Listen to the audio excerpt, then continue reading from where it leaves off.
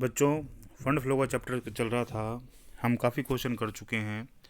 उसी क्रम में हम बात करेंगे क्वेश्चन नंबर 15 की। क्वेश्चन नंबर 15 में कहता है, तोसा पिक्चर ट्यूब लिमिटेड के 31 दिसंबर 2004 तथा 2005 के चिट्ठे इस प्रकार से हैं। शेयर कैपिटल दे रखी है 5 लाख और 6,50,000 रुपये। शेयर प्रीमियम दे रखा है 50,000 रुपये। प्रॉफिट एंड लॉस अकाउंट 2004 में कुछ नहीं, 5 में है 25,000 रुपये। उसके अलावा बात करते हैं डिवेंचर में 2004 में 2 लाख रुपये, 5 में कुछ नहीं है। बैंक ओवरड्राफ्ट 80,000 और 1 लाख। क्रेडिटर्स दे रखे हैं 60,000 और 75,000। प्रपोज डिविडेंड 10,000 और 15,000। प्रोविजन फॉर टैक्स 20,000 और 25,000। असेट्स में दे रखी इसी तरीके से आपको दे रखी है गुडविल दे रखी है आपको 20,000 और 15,000। इन्वेस्टमेंट 1,50,000 2 लाख रुपये। फिक्स असेट्स 5,50,000 और 5,50,000। डेटर्स दे रखे हैं 60,000 और 40,000। स्टॉक 1,20,000 80,000। कैश 12,000 5,000। प्रीपेड एक्सपेंसेस 8,000 और कुछ नहीं। उसके बाद बात करते हैं अतिरिक्त सूचनाएं दे रखी है। उसमें कहता है कर एवं लाभांश के पूर्व 2005 के लिए शुद्ध लाभ 63,000 रुपये था। उसके बाद में कहता है 2005 में कर के लिए 23,000 रुपये का प्रावधान किया गया तथा वास्तविक 18,000 रुपये चुकाई गई। 2005 के लिए प्रस्तावित लाभांश की राशि 15,000 रुपये थी तथा 2004 के प्रस्तावित लाभांश का भुगतान 2005 में किया गया। 2005 में राशि 80,000 रुपये चार्ज किया गया। 50,000 रुपये के बोनस अंश प्रीमियम निर्गमित किए गए। आपको change in working capital statement और आपको फंड फ्लो स्टेटमेंट तैयार करना है। हम बच्चों काफ़ी क्वेश्चन कर चुके हैं। हमने उसमें change in working capital statement मैंने आपको बनाना सिखाया था। तो उसमें मैंने ये आपको कहा था कि दो चीज़ें इसमें इंपॉर्टेंट है, करंट असेट्स और करंट लायबिलिटी। जो करंट असेट्स है हम उसको साइड को देखते हैं, हमको साफ प्रतीत हो रहा है कि इसमें डेटर, स्टॉक, कैश और प्रीपेड एक्सपेंसेस ये आपकी करंट असेट्स है। और जब हम लायबिलिटी साइड को देखते हैं उससे प्रतीत होता है कि जो आपकी क्रेडिटर्स है, बैंक ओवरड्राफ्ट है, ये आपकी करंट लायबिलिटीज़ है। इसमें आपको मैं ध्यान आकर्षित करना चाहूँगा कि दो बातें इसमें दे रखी हैं। सबसे पहले है प्रोविजन फॉर टैक्स और प्रपोज डिविडेंड। अगर क्वेश्चन में फर्स्ट पॉइंट और सेकंड पॉइंट में देखोगे, फर्स्ट पॉइंट में उसमें आप सेकंड और थर्ड पॉइंट में देखोगे, इसमें टैक्स और प्रपोज डिविडेंड के बारे में दे रखा है। जब आपको नीचे अतिरिक्त सूचनाएं में टैक्स और प्रपोज डिविडेंड के बारे में दे रखा हो तो डिविडेंड और टैक्स को आप नॉन करंट लायबिलिटीज मानोगे।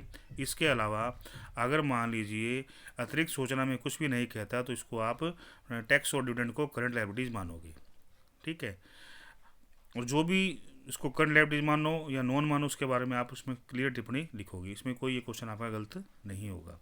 अब हम बात करते हैं इसकी सबसे पहले इसकी वर्किंग कैपिटल स्टेटमेंट की। मैंने कहा था कि डेटर, कैश, स्टॉक और प्रीमियम एक्सपेंसेस ये आपके सारे करंट असेट्स हैं।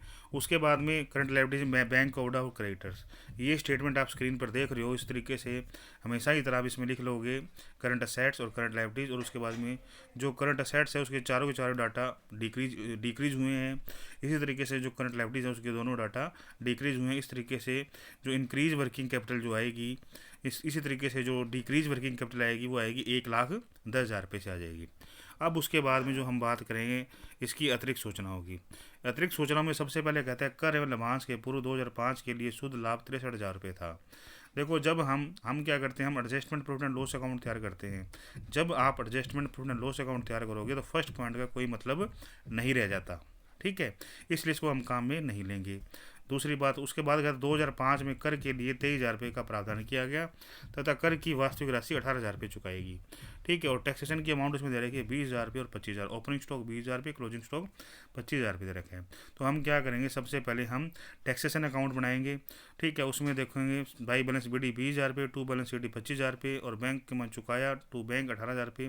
बाकी पेंडल में आ जाएगा 23,000 रुपये बैलेंसिंग फिगर आ जाएगा। ठीक है। उसके बाद में इसी तरीके से प्रपोज डिविडेंड दे रखा है। उसमें कहता है कि 2005 के लिए जो प्रस्तावित लाभांश की राशि 15,000 रुपये थी तथा 2004 के प्रस्तावित लाभांश का भुगतान 2005 में किया गया। ठीक है। तो इसके लिए हम प्रपोज डिविडेंड अकाउंट तैयार करेंगे। बाई बैलेंस बीडी 10,000 रुपये, टू बैलेंस सीडी 15,000 रुपये। पिछले वर्ष का जो लाभांश है उसको चुकाएगा टू बैंक 10,000 रुपये, बाई पेंडल में चला जाएगा बैलेंसिंग फिगर में 15,000 रुपये। उसके बाद फिक्स असेट्स अकाउंट तैयार करोगे आप। फिक्स असेट्स अकाउंट में आपको दे रखा है ओपनिंग स्टॉक दे रखा है इसका 5,50,000, क्लोजिंग स्टॉक 5,000 5,000। और उसके बाद में कहते हैं कि ह्रास है वो 80,000 रुपये चार्ज किया गया।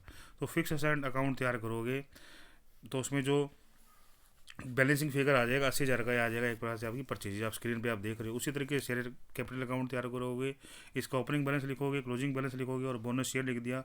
टू इशू आ जाएगा, टू बाई बैंक आ जाएगा 1,00,000 रुपये। इस तरीके से आप अपना प्रोविजन फॉर टैक्स अकाउंट तैयार कर लोगे, प्रपोज डिविडेंड अकाउंट तैयार कर लोगे, फिक्स एसेट्स तैयार कर लोगे और शेयर कैपिटल अकाउंट तैयार कर लोगे। उसके बाद में एडजस्टमेंट पी&एल अकाउंट की बात आती है, तो उस डाटा की सहायता से ओपनिंग बैलेंस में कुछ नहीं दे रखा, क्लोजिंग दे रखा है 25,000 रुपये दे रखा है, डेप्रिसिएशन आया हमारा 50,000 रुपये, गुडविल आ गई हमारी 5,000 रुपये, प्रोविजन फॉर टैक्स। अब हम देखो टैक्स अकाउंट तैयार किया, जो पी&एल में गया वो पी&एल की अमाउंट में आ जाएगा 23,000 रुपये, और डिविडेंड में जो पी&एल में गया वो आ जाएगा 15,000 रुपये। इस तरीके से आपका फंड फ्लो ऑपरेशन आ जाएगा लगभग 1,48,000 रुपये। उसके बाद में हम तैयार करेंगे फंड फ्लो स्टेटमेंट। तो फंड फ्लो स्टेटमेंट में सबसे पहले फंड फ्लो ऑपरेशन 1,48,000 रुपये आ जाएगा, शेयर कैपिटल से इशू 1,00,000 रुपये आया और डिक्रीज वर्किंग कैपिटल 1,10,000 रुपये आया। इसी तरीके से इन्वेस्टमेंट अकाउंट तैयार होगी, परचेजेज आ जाएगी उसमें 50,000 की, परचेज ऑफ फिक्स सेट्स 80,000 रुपये आ जाएगा, रिडम्पशन ऑन डिवेंचर आएगा 2,00,000 का,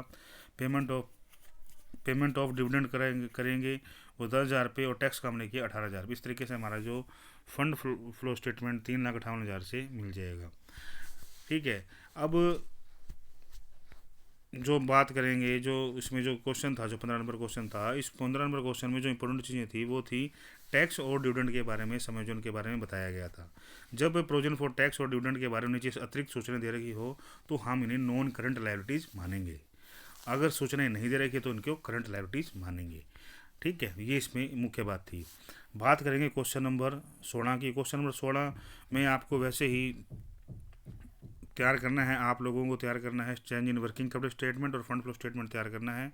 हम इसके काफ़ी क्वेश्चन कर चुके हैं, तो मैं आपको सिर्फ इसमें ये बताऊंगा कि जो अतिरिक्त सूचनाएं दे रखी हैं, अतिरिक्त सूचनाओं की सहायता से किस तरीके से हम हमारा फंड फ्लो तैयार करना है, किस तरीके से हमें अपने खाते तैयार करने हैं।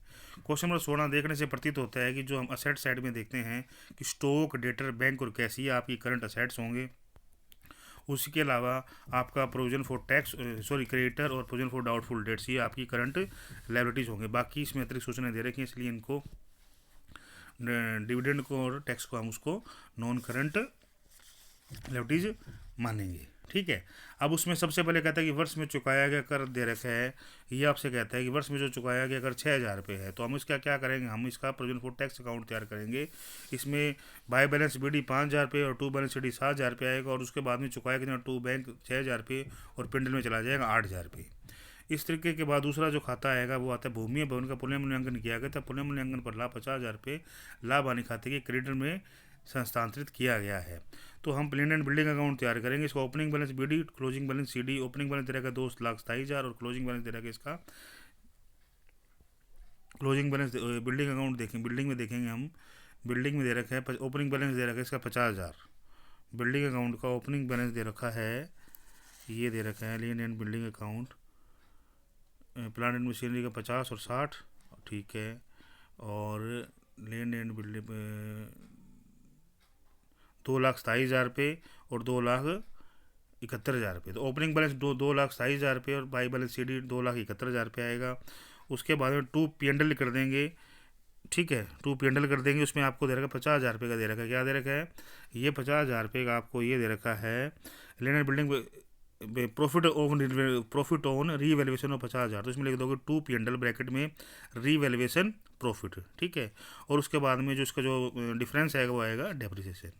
फिर उसके बाद हम प्लांट एंड मशीनरी अकाउंट तैयार करेंगे। ओपनिंग बैलेंस 50,000 रुपये, क्लोजिंग बैलेंस 60,000 रुपये दे रखा है।